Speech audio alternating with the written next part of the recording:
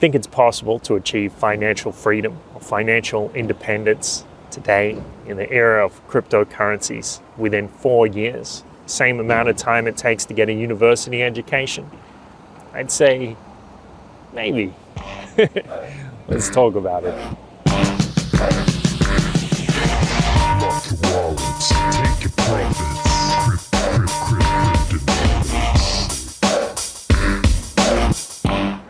Welcome once again to Cryptonomics, Principles of Cryptocurrency and Investment, and welcome again to Poland. I'm here in Swoops, wonderful, beautiful, quaint town of Swoops. I want to tell you that now, I think more than ever, it's possible for someone to become financially free within a short period, like within 4 years.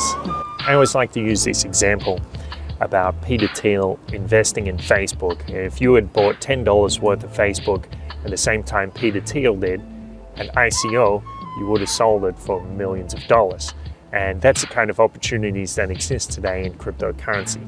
But there's certain things that you have to do in order to get to that point, because you can't just come in not having invested anything, not even saving anything, and get yourself in that position a few years later. It's not going to happen. It's not realistic. It's not in the karma and the cards. When I used to work in a call center, I was selling insurance, and I get people calling up every week saying, can you please just extend my payment for another week? I just really need the money right now. And it was always pretty obvious that these people had just not looked at their bank account and probably gone off to the pub and spent a few too many. That's the plight of the common man, like the regular person's understanding in finance. They don't get taught that in schools, and they end up living hand to mouth, one paycheck away from being destitute. It's a big problem. So there are important lessons that you have to learn, that you have to actually become. You have to grok these lessons. They have to become part of you. First thing is a lesson from Robert Kiyosaki. Pay yourself first. When a lot of people get their paycheck, the first thing they do is buy themselves a nice lunch or a nice new suit or dress. And then maybe later, they think about the bills that they have to pay. And hopefully they still have a few dollars left to buy lunch by the end of the pay period. It's not really the kind of situation you want to be in. Prudent thing to do, pay yourself first. Take out 1%, 10% of your paycheck, put it aside so you know it's for investing or saving or tithing. And then you can pay the rest of your debts, and then maybe you buy yourself something nice. On paper, it sounds really simple. Pay yourself first. Pay yourself first. But in practice, it's not so easy to do. And that's why so few people do it. Put money aside for yourself. Pay yourself first. Second thing is a bit about how in the modern age, it's kind of easy to be spoiled, like to think that you deserve luxuries. The important thing is tighten the purse strings.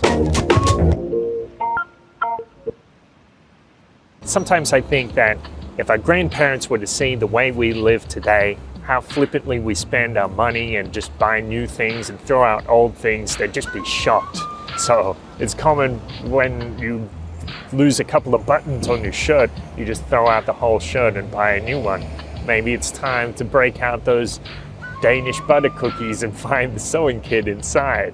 One key expense for a lot of people, in Australia I see people go out and they spend maybe $50, $100, $200 on a nice night out, going out to the pub. It costs a lot for 5 rounds of drinks. Governments know that the common man has very few pleasures and he likes to spend his money on cigarettes and alcohol. So sometimes they tax them a lot, like sometimes as much as 100% in tax. So that's an expensive game to be playing. You don't necessarily want to be playing that game.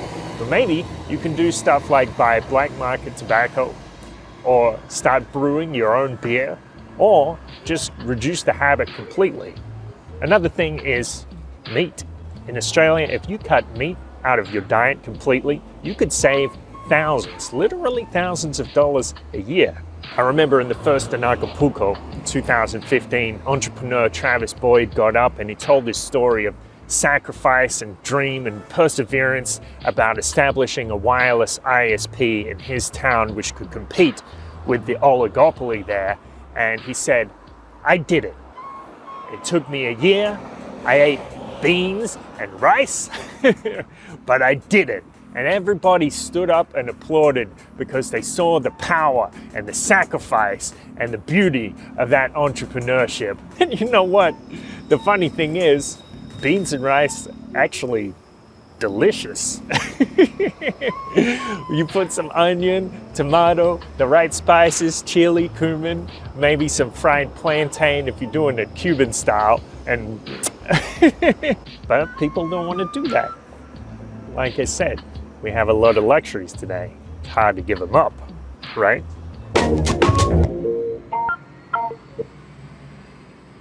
I know what a lot of you people are thinking out there. You're thinking, I could never give up steak for a year. That's just absolute torture. And I have a couple of things to say to you. The first thing is, I love you. The second thing is, you spoiled brat, you flaccid member, you pampered, you pampered milquetoast child. Didn't your ancestors run across plains barefoot? Didn't they hide out in caves? Didn't they forage, not knowing if they were going to eat the next meal? Didn't they wonder if they were even going to survive the next day? And didn't they do it all with a smile on their face? Didn't they possess that strength of body, of spirit, of character?